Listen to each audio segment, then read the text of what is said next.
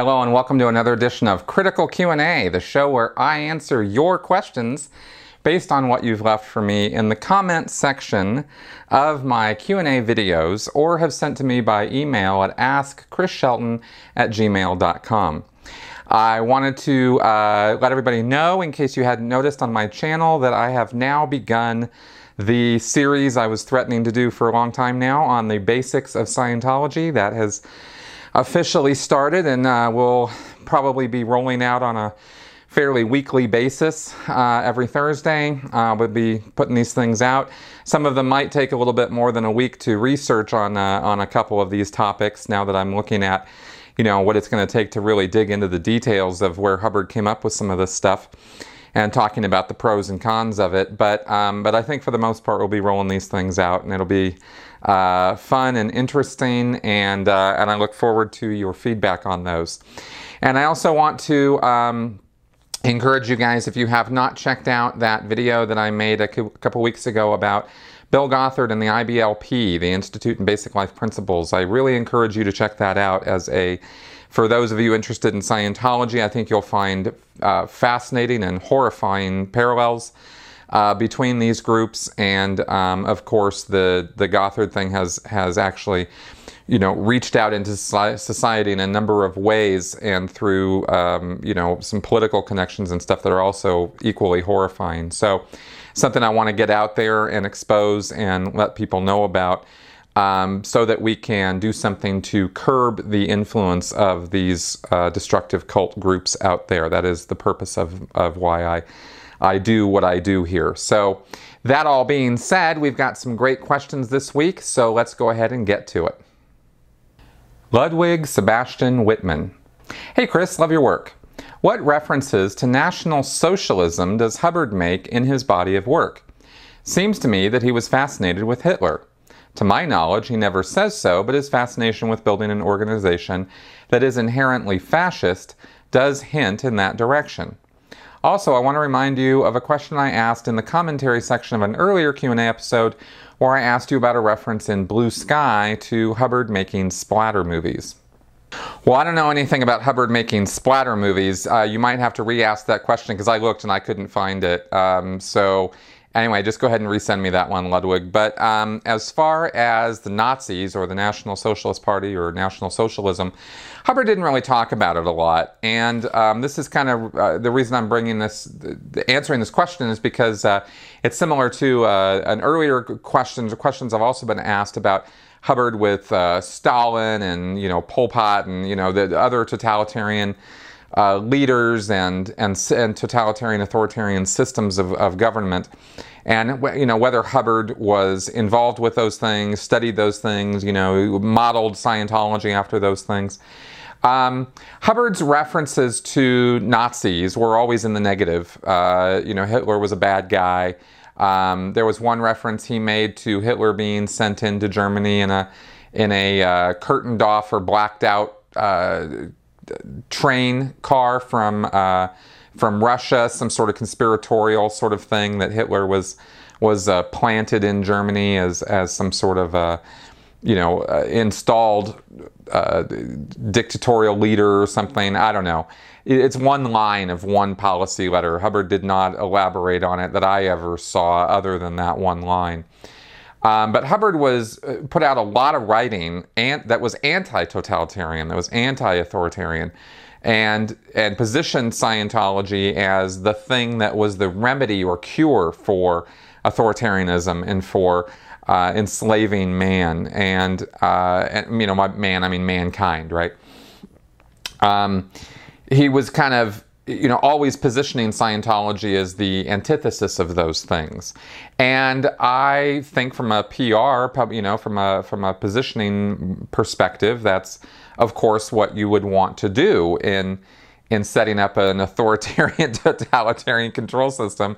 You want to make it look and sound like it's the exact opposite of what people recognize as authoritarian, you know, totalitarian control systems. And Hubbard was really good at that. He did it over and over again throughout his writings, where he contrasted Scientology with these things in the same way that he contrasted Dianetics with hypnotism. Dianetics has elements of hypnotism in it, right? Like right from the very start, there was a countdown, to one, I'll count from 1 to 10, and you will be in a reverie state, and your eyelids will flutter, and you're basically putting somebody in a trance state. And Hubbard took great pains over and over again in 1950-51 to position Dianetics as the solution to, or the counter of, hypnotism, by saying that in hypnotism they're putting people to sleep, and in Dianetics we wake them up, right? So it sounds like this witty little line, but really Dianetics is putting people to sleep. It is putting people into a trance state, and it is installing post-hypnotic suggestions, right? It actually suggestions during and after the counseling sessions. So Hubbard can make witty remarks about how Dianetics is not hypnotism and is the counter to hypnotism, but that doesn't mean that it is, right? And it's the same thing with Scientology, with the Nazis.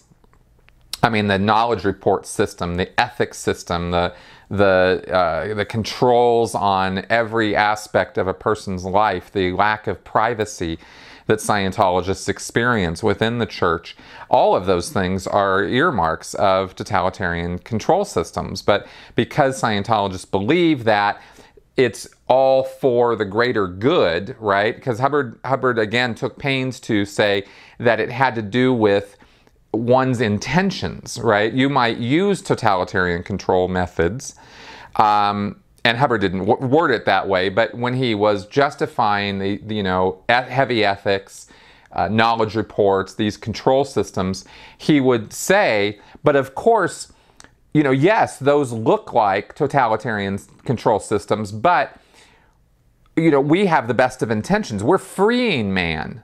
We're not enslaving man, and therefore we have to exert a certain degree of control over people in order to keep them in line, because their reactive mind is the thing that is throwing the monkey in the works, right? It's the thing that's making everything bad and chaotic and horrible. It's the efforts of the reactive mind to resist being eradicated and done away with that we are fighting against. And the reactive mind will take control of people and will make them act in destructive ways and make them act in ways that are against their best interests. So we have to exert more control over them than their reactive mind is exerting over them, and therefore that justifies our use of these control systems, right? That's how Hubbard explained it to Scientologists, and they totally buy it. I mean, I absolutely bought into that, thinking that Scientology had nothing but the best of intentions, and therefore all of this stuff was justified. Now, I can't speak intelligently as to whether Nazis told the people, who were in the Nazi party or who were following the Nazis, whether they told them that same line of logic to justify why the Nazis were doing what they were doing, or whether that's what Stalin did. I don't know. I know they sold them a bill of goods on a lot of ways in coming into power in the during the 1920s. So was that one of their lines? I'm not sure, right? Did Hubbard learn from the Nazis as far as how he established his system? I don't know, because Hubbard never fessed up to it as such, and he didn't really seem to be much of an expert when it came to the history of National Socialism or Germany or World War II. I mean, he was involved, but he was not involved in the European theater. He never fought Nazis directly, as far as I know. He screwed around on the coast of Oregon and then got sent down to Australia and messed around down there and then got shipped home. I mean, he was really hardly a figure in the war at all. So I don't know how much direct education or experience Hubbard had with Nazis. But he only talks about them in a negative light to directly answer your question in terms of Scientology materials, and he positions Scientology against it, like I said. So I don't know, I think that's about all I can say on it, except to reiterate something I've said before also, which is that I think that destructive cult leaders don't have a manual or a playbook that they go to. Somebody could easily write one with all of the information that we have to hand now about how destructive cults are put together. And I think there have been some satirical videos made and stabs made in that direction. But I think that when a destructive cult leader starts a group and starts, seeing how it operates and what he has to do in order to get control of people and keep control over people, it organically evolves into these totalitarian control systems. And there's only so many things you do in order to run a system like this. And so I think through a combination of just organic evolution and knowing a little bit about what people have done before that might be useful, like Hitler or Stalin or Pol Pot or whoever. Maybe these destructive cult leaders use that material in coming forward, but I think it's more organic in how it evolves. I don't think that, Manson or Hubbard or Jim Jones or these guys, I don't think they went and studied, okay, what did Hitler do? Okay, that's what I'm going to do, right? I don't think that's what happened. But that's just pure speculation on my part. So there you go. Amanda Burke. Are there things about your life in Scientology and the Sea Org that you miss? Are there things that you missed out while being in the Sea Org? What are those? And have you created a bucket list to accomplish those things? Okay, so are there things in the Sea Org or Scientology that I miss? I miss a couple things. I miss a lot of my friends that I had when I was in. They were really great people. And I'm, to this day, sad that I have not been able to reconnect with a lot of them because they're still in and might still be in for the rest of their lives. And that's kind of sad to me. And the other thing that I miss, honestly, on a personal level, is the surety, the certainty that I knew everything there was important to know about life and death, and what was going to happen after death, and that I was going to keep living, that there was no death, right? And the surety of being able to deal with people in my environment from a position of authority, that I knew how to help them. I knew what was going on with them in their head. I could peer into their psyche, and sort of see what was going on. And I don't mean telepathy. I just mean I, had all this information from Hubbard about why and how people operate and why they do what they do, between the tone scale and the reactive mind and evil intentions and all the various things in Scientology that explain human behavior. I thought I had it really taped. And I thought it was a very small list of things that cause people to do what they do, and to be absolutely sure that I was right about all of those things, right? And so now that I'm out and I'm exposed to the real world and all the complications and nonsense and tomfoolery that goes on. And seeing, and having all that surety stripped away because Hubbard was a con man and a liar, and very little of what he said was original to him, and and he just, and all that certainty, and we know what the problem is. I mean, all that's gone.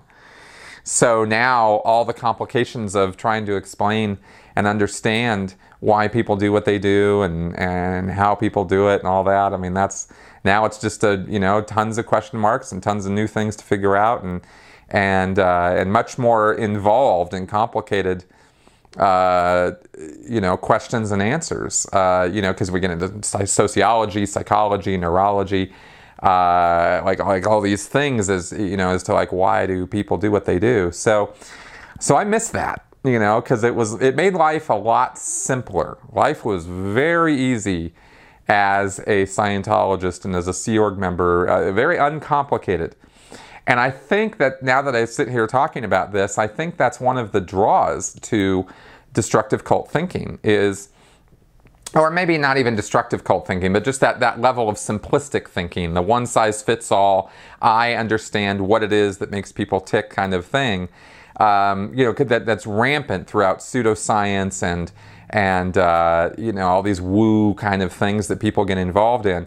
They're looking for simple answers, and the unfortunate truth is that there aren't a lot of simple answers. So I missed that.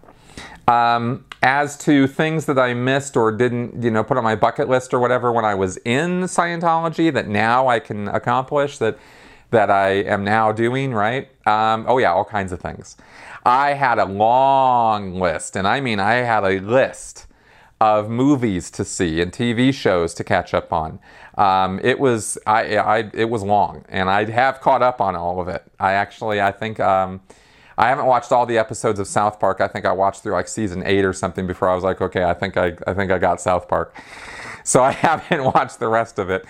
But I've caught up on all the movies, all the TV shows and stuff over all those years that I missed out on. Read some books. I have a whole 2-3 shelves of books. People send me reading recommendations all the time. I'm like, yeah, add it to the list. I got a lot to read and catch up on.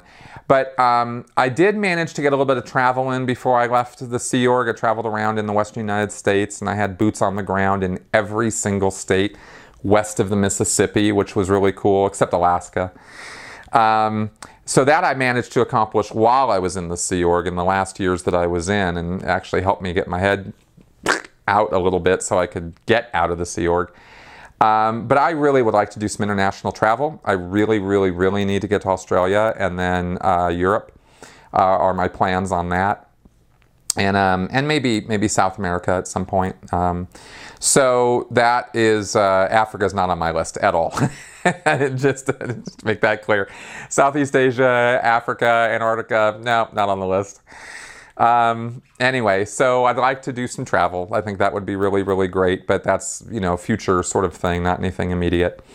And all the things I'm doing now are pretty much the dreams that I had when I was still working for myself, being creative, being able to write, being able to talk to you folks and helpful and be of a helpful influence in some fashion through education and information, and hopefully entertaining at the same time. And just living independently. I look around at my place here, and I this is my place, and everything here I've put here, and living with the woman that I love, and being able to mutually create a life together. Those were things I really wanted when I was in the Sea Org. I mean, I was married when I was in the Sea Org, but we had a room, and it wasn't ever. You're constantly reminded when you're in the Sea Org that the things you own are not yours, and the spaces you're occupying are not yours, and the life you're living is really just one of sacrifice and martyrdom to the cause. You are constantly being reminded of this. So you would dream, I would dream while I was in of not having a life like that. I would make the sacrifices that I made. I did those things. I can't say, somebody held a gun to my head, but I didn't enjoy it. It wasn't something that I did because I thought it was fun. I thought it was necessary for the mission that I was on to save the world. So now that I'm not trying to save the world anymore, I'm just trying to get by and do what I can to help.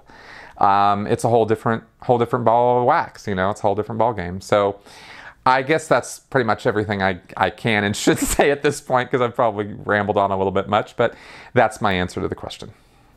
Nick C. In Scientology's legendarium, do Thetans have gender? According to the legend of Xenu, if I understand it correctly, the society over which Xenu ruled was not unlike the human society, so before Xenu started calling them in for tax audits, Thetans must have been male and female, or was it just their bodies? Thetans do not have sex or gender of any kind. They are amorphous blobs of theta matter, right? They don't have existence in the physical universe as such. They have an awareness of the physical universe and location and like where they're located is simply where they're aware of being located. There is no physical universe existence for a thetan or a spiritual being in Scientology. So the whole concept of gender and identity in that fashion is alien to a thetan. It's part of the trap of the MEST universe, the physical universe, right? The MEST universe, matter, energy, space, and time, right? The Scientology term for all of this. It's part of the trap of this, that sex exists and it is a sensation. Hubbard talks about the fact that thetans crave and love to experience sensation through bodies, right? Bodies experience sensation, and thetans love it. They think it's great, you know, to be able to experience that sort of thing, because thetans don't experience sensation as such. They don't have pain receptors and touch receptors and things like that, because they don't exist in the physical universe. So they're simply playing this game of running a body, right, in the world, and it's kind of like a big LARP, you know, game. It's kind of like a big online multiplayer, you know, game that thetans are involved in, right? Like, we don't have a digital existence, like we don't, right? That we have an avatar. It exists in a digital world. That digital world is not reality, right? It's not a physical universe reality. So that would be an analogy to what I'm talking about, right? Where you're occupying this other world, and this person who's in this other world and experiencing life through their eyes in the game world, right? But that doesn't mean that's you. It has nothing to do with that, right? Now, as far as the whole Xenu thing goes, something that's very interesting that I talk about in my book, because it's not really ever talked about anywhere. I mean, everybody gets, oh, the thetans and the DC-10s and the volcanoes and stuff.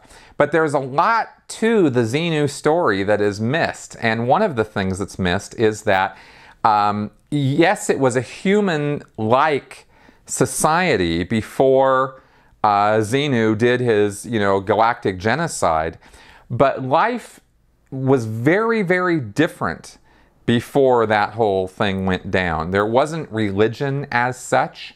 There was not, people didn't die. The bodies that people had, according to Hubbard, lasted nearly forever. I mean, they just lasted and lasted and lasted. They didn't really die.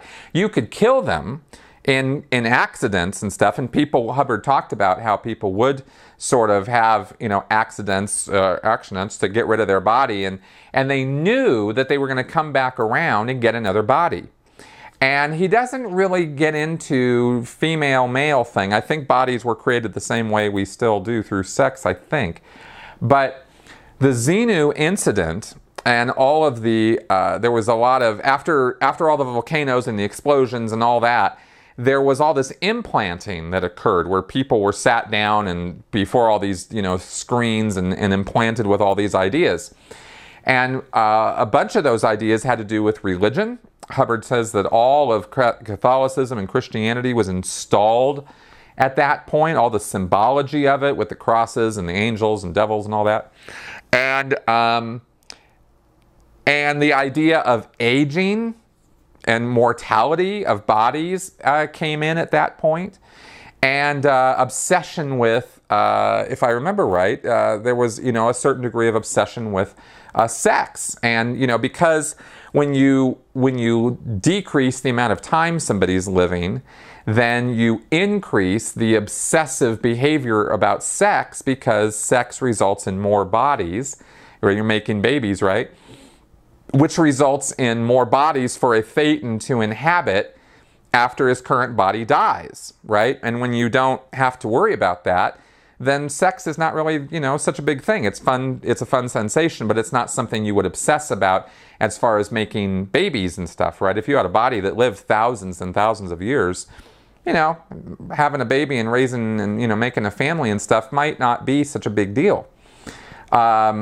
But if you needed another body, if you needed more bodies to be being made, so that you would have bodies to inhabit, when your current body dies after 70 years, then you're going to obsess on sex a lot more. And that was, at least all of what I just said is kind of, Hubbard talk for why this, why sex is so important and why people obsess on it. So that's kind of part of that Xenu package. So life was very, very different back then, right? And Hubbard, in creating this picture of this, I don't think he really thought the thought through very much, because he compared pre-Xenu galactic life and livingness, right, in society, to a 1950s, 40s, 50s type of world. Fedora hats, fire trucks, and society a lot like it is now. But it wouldn't be anything like it is now if we didn't age, and if we were aware of our spiritual existence and the fact that we were coming, if we died, we were going to just get another body and keep going. Things like that would monumentally change the entire structure of society, and you would not have a society anything close to what we have now. So Hubbard didn't really, he just threw all this stuff off the top of his head, and I think he was, like I said many times, I think he was just making it up as he went along with a lot of this crap. And that is why that whole Xenu story just falls apart when you apply any critical thinking to it on so many fronts. The science of it doesn't work out. The sociology of it doesn't work out. The world building of it doesn't work out. I mean, none of it makes sense. So, and I never heard anybody in the world of Scientology questioning these factors. A lot of the material, a lot of the information I'm giving you isn't part of OT3. It's not the stuff that people get when they just do the OT3 level. You have to also do this other thing called the Class 8 course, which is an auditor training course, where Hubbard goes into a lot more of these details about the whole Xenu story. So you put all of it together, which is what I did when I did my book, and you get a much bigger picture than just the body thetans and the volcanoes and the DC-10s, right? So, or DC-8s or whatever. I can never remember if it's DC-8s or DC-10s, but anyway, that's what I can tell you about that. So no gender for thetans, never had it, never will. Not part of the picture for the thetanic existence. Cindy Hall. First, let me say thank you for all the educational videos. I'm a sponge since Leah's new show. Every Scientologist like yourself says you all worked almost around the clock. Leah said no vacations with family, no movies, no computer, etc. It was work, work, and more work. Very little sleep, too. However, since the church is not growing and new buildings are empty, what do you do all day and all night working? What are you working on? What's a daily routine look like in all divisions, especially in the Sea Org? Well, when you're doing public delivery, when you're servicing public who have paid for courses or paid for counseling, then you're spending most of your time doing that delivery, right? As a course room supervisor / teacher, I guess you could say, for Scientology, I spent a lot of time, all day, every day really, supervising classrooms. That was a full-time job, right? And when I wasn't doing that, when I was a supervisor, then I was writing letters to prospective students and calling people to get them to come to Scientology events, or calling them to come back to course, or calling them to put in more course time, or figuring out, ways I could get my statistics up by trying to get people to start, get through and finish a course within that week period of time, because I had to get the stat up one more than it was the week before. And to the degree that I was successful with that, I'd be, yay, I'm the hero this week. And if I didn't pull it off, stat went down, and I wasn't so great that week, right? So anything I could do to try to make those statistics move. And it's kind of like that for everybody in Scientology, where you're constantly trying to do more than you did the week before of whatever it is that you're doing. If you're a letter writer, you're trying to, you're sitting there writing letters all day to people who have bought courses or bought books or something. You're trying to entice them to come in and do more services. Or you're calling people. I spent a lot of time on the phones when I was in Scientology, trying to get people to come back into the church. Sometimes you'd even go out knocking, door to door. Hey, would you, you did some services 10 years ago, and I'm here to get you back in, that kind of stuff. selling books on the street, when people are walking by. That's an activity that Scientologists do. Or trying to body route them, meaning, you meet somebody on the street. Hey, would you like to come in for a free personality test, right? And there are people who spend all day doing that, just standing outside trying to draw people in and get them to do the tests and get hooked into Scientology.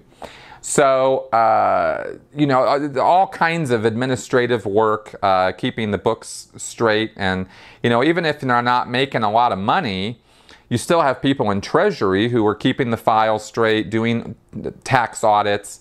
They never really had a lot of trouble keeping busy when they were there. But you also have a lot of activities where, you have all these different people doing all these different jobs. The sales guys trying to, make money all day by trying to figure out what prospects they can call, and then calling them and trying to do a sales job on the phone or by email or in person. So everybody's kind of busy all the time trying to drum up business or service the business that's there. But you also have these all-hands activities, they're called, where everybody has to not work on their job right now. They have to work on this other thing, which is either writing letters to get people in, or over the last 10 to 13, 14 years or so, selling these basics packages of books and lectures that Miscavige had put together. So you have all these materials that are worth, I don't know, they sell them for a few $1,000. And everyone spends part of their day trying to contact people, or almost everyone trying to contact people and sell them these books and lectures, right? And get them through doing that, making money for the church, but also ostensibly trying to get them to come back into the fold. And it's a big recovery activity. In the Sea Org, you also have other jobs. You have a motor pool, you have estates work, you have, grounds work, you have people who are keeping up the property and stocking the bathrooms and painting the walls and that kind of work, right? Or renovations, you have renovations work that goes on. So you have people doing that. Or when there aren't enough people to do that, then you'll get one of these all-hands things where, a bunch of people who have other jobs have to spend some of their day working on estates work. This is kind of Sea Org specific. And then, of course, in the Sea Org, you have promotion activities, marketing activities. You have these guys up at the international base making commercials and graphics and, work like that for international Scientology promotional activities. You have those events that get put on where Miscavige goes up on a stage and talks at people for a couple hours. It is hard to comprehend, unless you've worked on it, how much work goes into an event. Just building the stage is days and days and days of work, weeks of work. Building those columns and the podium he talks in front of. All that work is custom work, right? And painting and designing the stages. Even the ground that he walks on when he comes out on stage, they do these overhead shots, and you can see these patterns that are painted on the floor. They're like, a 2 or 3 second shot that happens during the event. We spent weeks painting those floors, so that would happen. So, you get work like that goes on, right? And when I was on the RPF, that was one of the jobs that we had was setting up those stages. We spent weeks setting those things up. So sometimes what might not look like a very big deal actually has behind it, days, months, weeks, months of work, right, behind it. So it can be interesting what you can fill your time with when you are obsessing on things to do to clear the planet and make the world, save the world from itself, and follow the orders and directions that you're getting all the time. And anyway, I could go on and on and on about it, but I think you get the idea. Stephen Willis. Logics, Chris. I've been watching a few of Aaron Smith-Levin's videos recently, and one thing in particular about him has made me curious.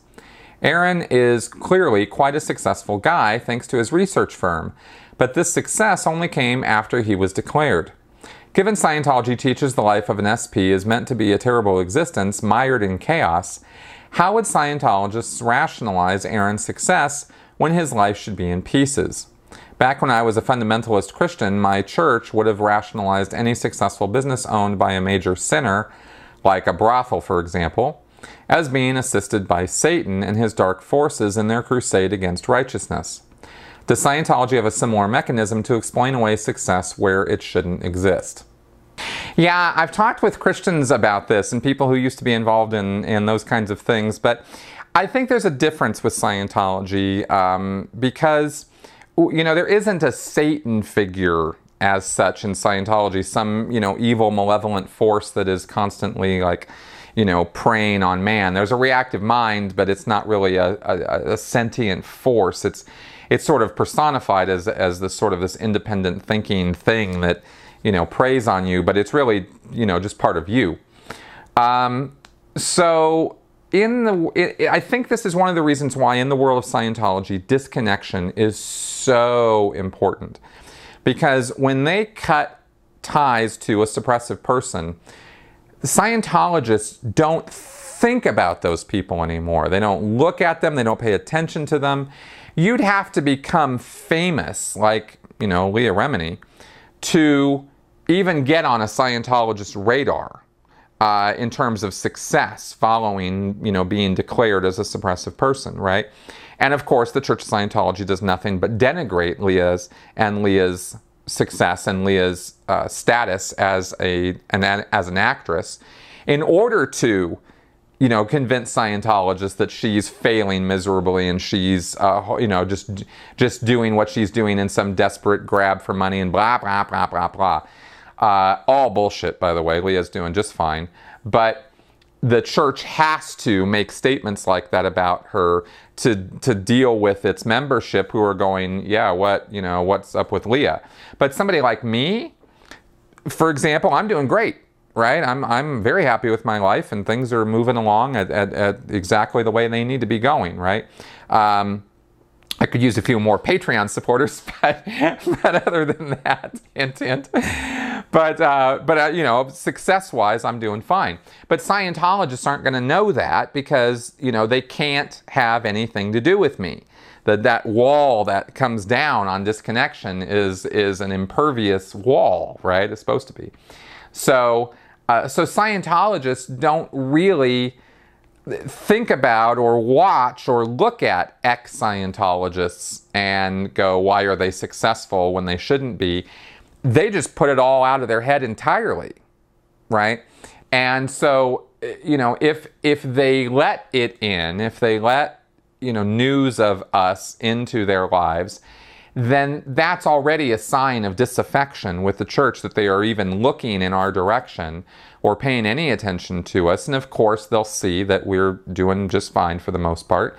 And, you know, there are some people who come out of the church who have an extremely rough time and are not successful and get into all kinds of trouble. But there are also, you know, I think there are more of us who get our feet on the ground, figure out what we're doing, get acclimated to the real world, and just kind of get on with our lives and make something of ourselves. And I think I see that more often than not.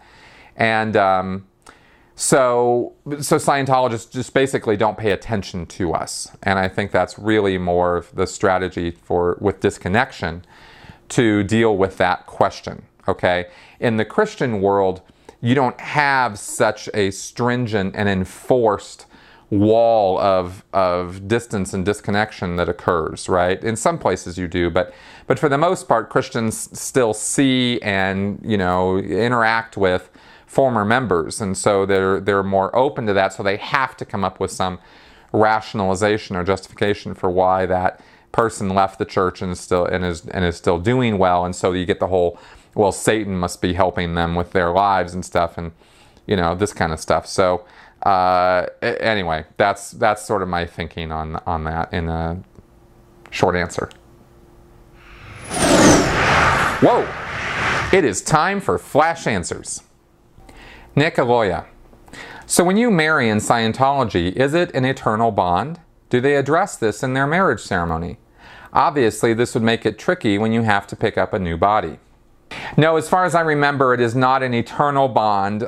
You have your lifetime that you're in right now. You would get married with a person, and if you so chose, you and that other person might say, oh, we're together forever into eternity. But it's not a church mandated or ceremonial thing as far as I recall from the marriage ceremonies. Richard Brighton. Now that Scientology have their new movie production company, will they try and make mainstream movies? For example, blockbusters. No, I don't think you're going to see efforts in that direction because it costs a lot of money and investment and time and resources in order to make a major motion picture, and I don't think Scientology is quite up to speed on that yet. They put together the productions that they put together, but I don't think that's where their efforts are going to go. If they do, they'll be, pretty massive failures, of course, which would be kind of amusing to watch. But so far, they haven't even put out, much in the way of commercials or short films. So I think they got a long way to go before they're going to be doing anything, really big like that. Linda Richards. Is the ratio of men to women about even in the Church of Scientology? Yeah, I think so. I don't have any, there seem to be more in the C organization especially. There seem to be more women in senior executive roles than men. I think Miscavige likes it that way for some reason, although I'm not really sure what drives that with him. But in terms of a ratio of membership, I think it's pretty even. Okay, so that is our show for this week. As I mentioned during the show, patreon.com/Chris Shelton is a support line for me if you're enjoying this show and this channel and what I am doing here. It is your support that allows me to continue doing what I'm doing, so please consider throwing some love my way by becoming part of that. Really, honestly, that is my number one thing that keeps me going with this channel and buys me the time that I need to do this work so that I can continue to educate, inform, and entertain you folks. So please consider being part of that or throwing some love my way with the PayPal. Otherwise, hey, if you don't know, I've got a book out there. It's called Scientology A to Xenu, and it's on Amazon.com, link below. Check it out if you have not done so. I think you'll find a lot of very interesting stuff about Scientology in that book. And please share this video and my channel across the interwebs. I would like to get a wider, bigger audience, and you guys are the ones who can help me do that. Thanks a lot for coming around, and I will see you guys next week. Bye-bye.